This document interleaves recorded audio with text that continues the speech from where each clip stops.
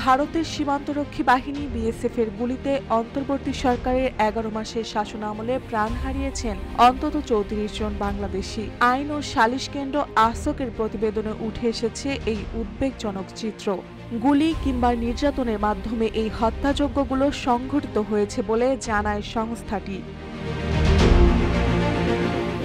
প্রতিবেদনে বলেছে, আগের বছরের তুলনায় সংখ্যাটি খুব একটা কম নয়। ২০২৩ সালে বিএসএফ এর হাতে নিহত হয়েছেন ৩১ জন, আর ২০২৪ সালে ৩০ জন। বহু প্রতিশ্রুতি ও আলোচনার পরও সীমান্তে রক্তপাত থামছে না।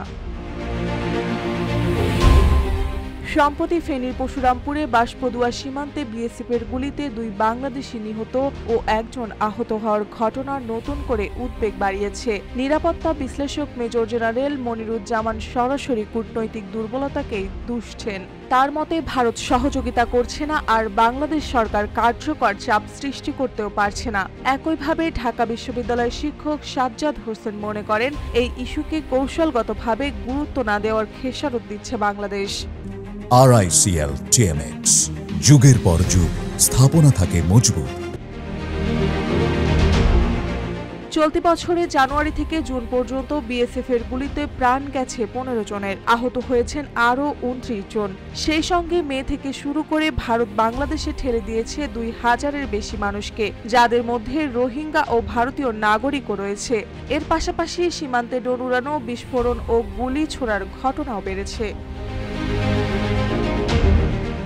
অন্যদিকে শেখ হাসিনা সরকারের পতনের পর ৮ আগস্ট অন্তর্বর্তী সরকার গঠিত হয় ছাত্র আন্দোলনের প্রেক্ষাপটে। বর্তমানে সরকার ২০২৬ সালের ১২ ফেব্রুয়ারি জাতীয় সংসদ নির্বাচনের প্রস্তুতি নিয়ে এগোচ্ছে। শুরুতে এপ্রিলের কথা বলা হলেও বিএনপির আপত্তি ও পরবর্তী আলোচনার পর ফেব্রুয়ারি চূড়ান্ত হয়। নির্বাচন প্রস্তুতির সময়সীমা হিসেবে ডিসেম্বরের মধ্যে সব কাজ শেষ করার নির্দেশনা রয়েছে বলে জানিয়েছে সরকারের ঘনিষ্ঠ সূত্র।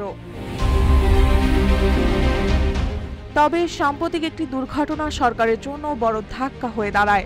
রাজধানীর মাইলস্টোন স্কুলে বিমান বাহিনীর একটি যুদ্ধ বিমান বিধ্বস্ত হয়ে শিশু মৃত্যুর ঘটনায় দেশজুড়ে সমবেদনার ঢেউ ওঠে। শিক্ষার্থীদের বিক্ষোভে উপদেষ্টারা ঘণ্টার পর ঘণ্টা অবরুদ্ধ থাকেন, আর সচিবালয় ঘিরে চলে উত্তপ্ত আন্দোলন। পুলিশের লাঠিচার্জ ও কাঁদানো গ্যাসের ব্যবহার জনমনে ক্ষোভের জন্ম দেয়। এইসব ঘটনার পটভূমিতে সরকার দুর্বল ও চাপের মুখে এমন মন্তব্য করছেন বিশ্লেষকরা। রাষ্ট্র সংস্কার ও গণহত্যার বিচারের কাজ চললেও নির্বাচন নিয়ে কিছুটা অনিশ্চয়তা থেকেই যাচ্ছে। তবে সরকার এখনও সময়মতো ভোট আয়োজনের সর্বোচ্চ অগ্রাধিকার দিচ্ছে। মার্জিয়া মৌ, রূপালী বাংলাদেশ।